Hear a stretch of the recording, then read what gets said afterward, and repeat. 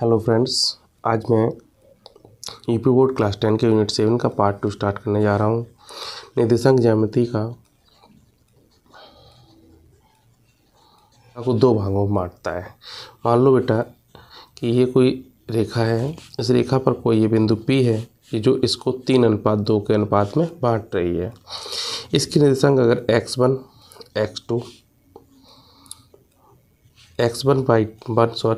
x1 by 1 और x2/2 है और ये m1:m2 है। ठीक, तो अगर ये अंतः विभाजित करता है, तो अंतः विभाजन के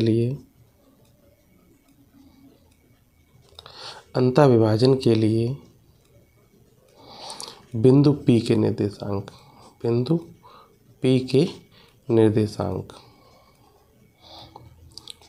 निर्देशांक क्या होंगे। मान लो P x, y है, तो क्या हो जाएंगे m1 x बराबर हो जाएगा m1 x2 plus m2 x1 upon m1 plus m2, और y के लिए हो जाएगा m1/2 plus m2/1 upon m1 plus m2। इसी तरीके से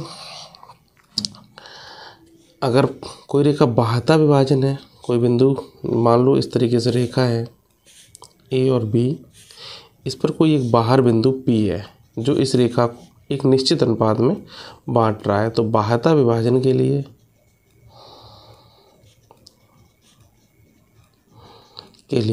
बिंदु P के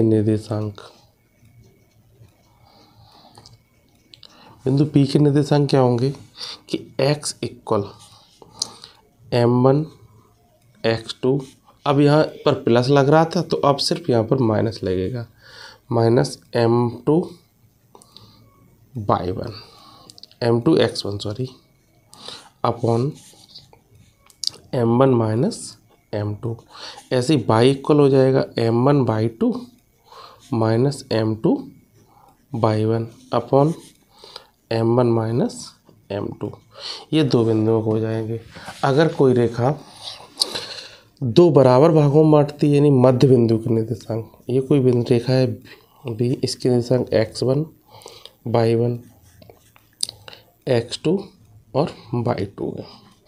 अब इसके निर्देशांक कोई रेखा मध्य बिंदु है, बीचों बीच का बिंदु निकालना है जिसके निर्देशांक x, y है, तो इसके निर्देशांक x बराबर होता है x1 प्लस x2/2 और y बराबर होता है y1 प्लस y2/2। ये दो निर्देशांक इसके होते हैं। ठीक, अब इससे संबंधित हम कुछ क्वेश्चंस को करने की कोशिश करेंगे और देखेंगे, उनको सीखते हैं कि कैसे। ठीक, देखिए बेटा, हमारा अगला क्वेश्चन है कि बिंदु -3,4 और 3,-4 को मिलाने वाले रेखाखंड के मध्य बिंदु के निर्देशांक ज्ञात करने हैं। मान लो बेटा इस तरीके से कोई एक रेखाखंड दे रखा है A और B। इस रेखाखंड का एक मध्य बिंदु P है, इसके निर्देशांक हमें पता नहीं है, लेकिन हमें इसके निर्देशांक दे रखे -3,4 और इसके निर्देशांक दे रखे 3,-4। तो हम जानते हैं कि दो बिंदुओं के जो मध्य बिंदु के निर्देशांक होते हैं वो होते हैं x equal x1 plus x2/2 और y इक्वल होता है y1 प्लस y2/2। तो x1 ये पहला x1/1 x2/2। तो देखिए बेटा x1 की वैल्यू है -3, तो हम यहाँ पर वैल्यू पुट करेंगे -3 प्लस 3/2 इक्वल हो जाएगा 3 से 3 लेस हो जाएंगे 0/2, इसको हम 0 लिख सकते हैं। और y1 के भी निर्देशांक बेटा तो क्या हो जाएंगे 4 - 4, क्योंकि यहाँ पर ये इसका निर्देशांक -4 दे रखा है अपॉन 2, तो 4 में से 4 जाएंगे, क्या आएगा यहाँ पर भी 0/2 इक्वल 0। तो इस बिंदु के जो निर्देशांक होंगे वो p के एक निर्देशांक x, y निकल कर आएंगे क्या 0,0। ठीक। इसी में बेटा अब हम बताते हैं, आपको भी मैंने बताया कि अंता विभाजन के लिए मान लो बेटा कोई दो बिंदु इसमें दे रखे हैं, 3,4, यानी एक बिंदु है, ए बी रेखाखंड है, उसका दो बिंदु है ए और बी के निर्देशांक आपको दे रखे -6,2 और इसका विभाजन बिंदु जो है वो बाह्यता विभाजन दे दिया है, बाह्यता विभाजन। और बाह्यता विभाजन के लिए जो अनुपात दे रखा है वो 3:2 का अनुपात दे रखा है और आपसे पूछ दिया गया है कि इसके निर्देशांक ज्ञात कीजिए। तो इस तरीके से जब हम इसके निर्देशांक ज्ञात करेंगे तो बाह्यता विभाजन के लिए अब इसको मान लेते हैं ये x1 y1 x2 y2 m1 m2। बाह्यता विभाजन के लिए अभी मैंने आपको बताया था इसमें कि बाह्यता विभाजन के लिए x के निर्देशांक m1 x2 minus m2 x1 upon m1 minus m2, ऐसे ही m1/2 minus m2/1 upon m1 minus m2 होता है। तो इसमें जब हम वैल्यू को पुट करेंगे तो फॉर्मूला है x equal m1 x2 minus m2 x1 upon m1 minus m2। तो वैल्यू रखेंगे, m1 की वैल्यू है 3 गुणे x2 की वैल्यू है -6, फिर लगा माइनस m2 की वैल्यू हमारे पास कितनी है 2 गुणे x1 की वैल्यू है 3 बटे m1 है आपके पास में 3 माइनस 2। इसको सॉल्व करते हैं तो 6×3 = 18 हो जाएगा, 6×3 = 18 माइनस का और 3×2 = 6 माइनस का बटे 3 में से 2 गई 1, ये निकल के आएगा -24। ठीक। और दूसरे निर्देशांक जो y का फॉर्मूला होता है m1/2 minus m2/1 upon m1 minus m2।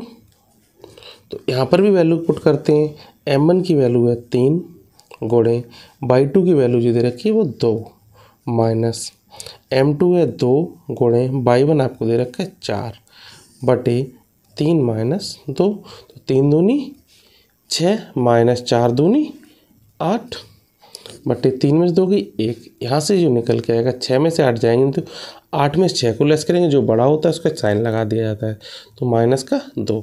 तो हमारे जो बाह्यता विभाजन का जो बिंदु P है उसके जो निर्देशांक निकल कर आए हैं -24, -2, यानी 24,2 -24, यही हमारा निकल करके आया है। अब देखिए बेटा क्वेश्चन दे रखा है, बिंदु दे रखे हैं 4,3 और 2,1, यानी ए और बी एक रेखाखंड है। बिंदु दे रखे हैं 4,3 और इसके बिंदु दे रखे हैं 2,1। इस पर कोई बिंदु P है जो इस रेखाखंड को 2:3 के अनुपात में बांटती है और आपसे पूछा गया है कि इस बिंदु P के ही निर्देशांक ज्ञात कर रहे हैं। तो ये अंता विभाजन है, तो अंता विभाजन के लिए बिंदु P के निर्देशांक अगर ज्ञात करने तो x बराबर मान लेते हैं, माना निर्देशांक P के x, y है। जब x, y है तो x बराबर होता है m1 x2 plus m2 x1 upon m1 plus m2। तो यहाँ पर हम वैल्यू को पुट कर देते हैं, तो ये हो जाएगा x1 y1 x2 y2 और अनुपात जो हो जाएगा m1 और m2। तो m1 की वैल्यू है 2 गुणे x2 की वैल्यू है हमारे पास में 2 प्लस m1 की वैल्यू है 3 गुणे x1 की वैल्यू जो दे रखी है वो 4 बटे 2 धन 3। तो 2×2 = 4 प्लस 4×3 = 12 बटे 3 और 2 5, 12 और 4 कितना हो जाएगा 16 बटे 5। जो x के निर्देशांक निकल के आए वो 16 बटे 5 और दूसरा y के जो निर्देशांक होगा m1/2 plus m2/1 upon m1 plus m2। तो m1 की वैल्यू फिर से 2, बाई 2 की वैल्यू हमारे पास कितनी है 1, प्लस m1 की 3 गुणे बाई 1 की 3 बटे 2 धन 3। तो 2 और 2 एकन 2, 3 3 9 और 3 और 2 5, तो कितना आया 11/5। तो जो बिंदु P के हमने निर्देशांक माने थे x, y, तो इसके जो निर्देशांक निकल के फाइनल होंगे 16/5, 11/5। यही हमारे इसके बिंदु P के निर्देशांक होंगे। देखिए बेटा, अब इसी में हमारा जो मोस्ट इम्पॉर्टेंट क्वेश्चन होगा बोर्ड एग्जाम के लिए क्या होगा कि बिंदुओं 4,-1 और -2,-3 को जोड़ने वाले रेखाखंड को समत्रिभाजित करने वाले बिंदुओं के निर्देशांक ज्ञात करने हैं। यानी आपको एक रेखाखंड दे रखा है ए बी,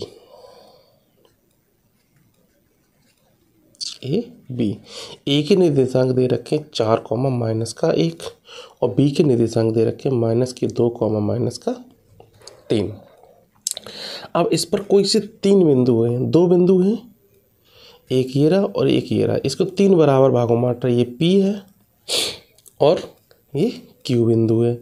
आपको ये बताना है कि इन बिंदुओं के निर्देशांक पर भी पता करने और एक कंडीशन दे रखी है AP बराबर PQ बराबर QB।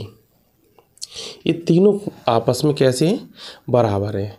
तो अगर हम इनमें अनुपात देखना चाहें तो हम मान लें कि ये भी 1 है, ये भी 1 है और ये भी 1 है।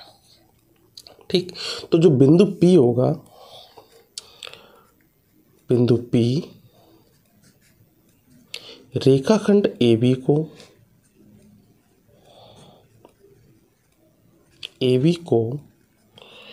1:2 के अनुपात में बांटता है, तो बिंदु P के जो निर्देशांक हो जाएंगे क्या हो जाएंगे, ये x1 y1 x2 y2। अब 1:2 मैंने क्यों लिया है, तो इधर से इधर का भाग 1 हो रहा है और इधर से 1 और 1 मिलकर के 2 हो रहा है, इसलिए हमने 1:2 को लिया है। तो अब हमें यहाँ पर ये अंतर विभाजन कर रहा है, तो अंतर विभाजन के लिए P के जो निर्देशांक हो जाएंगे x, y equal m1 x2 plus m2 x1 upon m1 plus m2 m1/2 plus m2/1 upon m1 plus m2।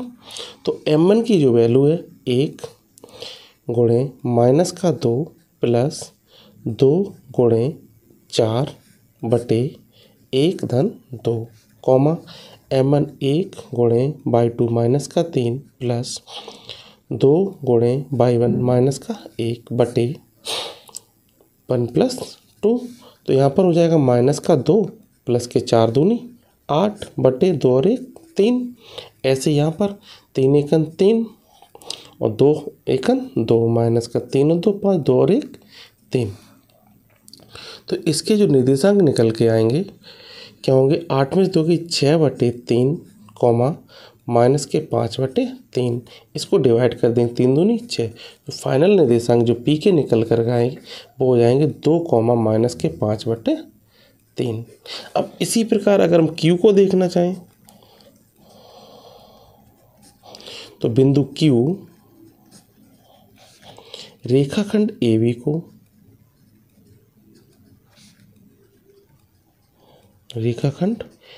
को 2:1 के अनुपात में बांटता है। तो जो अब m1 2 हो जाएगी और m2 1 हो जाएगी। फॉर्मूला हमारा वही Q x, y equal m1 x2 plus m2 x1 बटे m1 plus m2 m1/2 plus m2/1 upon m1 plus m2। Value को पुट कर दें तो m1 की वैल्यू है 2 गुणे x2 की जो वैल्यू निकल के वैल्यू कितनी है x2 की -2 प्लस m2 की वैल्यू है 1 गुणे x1 की वैल्यू है 4 बटे m1 plus m2 2 plus 1 comma इसी प्रकार से m1 की जो वैल्यू यहाँ पर है 2 गुणे y2 की वैल्यू जो है -3 प्लस m2 1 गुणे y1 की वैल्यू है -1 बटे 2 प्लस 1। इसको जब हम सॉल्व करेंगे तो देखिए क्या निकल के आता है हमारे पास, 2 दूनी 4, ये -4 हो जाएगा प्लस के 4 बटे 3 कॉमा 3 दूनी 6 और -1 बटे 3, तो 4 में 4 जाएगा 0/3 कॉमा -7 बटे 3। तो जो फाइनल निर्देशांक आएंगे 0 -7 बटे 3। तो क्यू के जो निर्देशांक निकल के आए 0 -7 बटे 3। तो यही दो निर्देशांक होंगे जो रेखाखंड AB को 3 बराबर भागों में विभाजित करेंगे, जिसके निर्देशांक क्रमशः 2, -5 बटे 3 और 0, -7 बटे 3 होंगे। इसी क्रम में अगर हम इसी में और भी क्वेश्चंस को देखना चाहें बेटा, तो जैसे मान लो अगर बोल दिया कि 4 बराबर भाग हों, 5 बराबर भाग हों, 6 बराबर भाग हों, तो हम इसी तरीके से कोई भी रेखाखंड लेंगे AB और उस पर 1, 2, 3, 4 सब भाग को एक एक करके बांट देंगे। इनके नाम दे दो P, Q, R, S। कितने भी भागों में अगर बांटा जाए तो इसको क्रम से लेते जाइए। जैसे 1 इधर हो गए तो 1, 2, 3, 4, 1:4 हो जाएगा।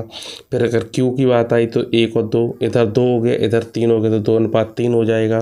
फिर अगर R की बात आई तो इधर 3 हो गया और इधर 2 भाग हो गए। अगर फिर S की बात आई तो इधर 4 भाग हो गए और इधर 1 भाग हो गया।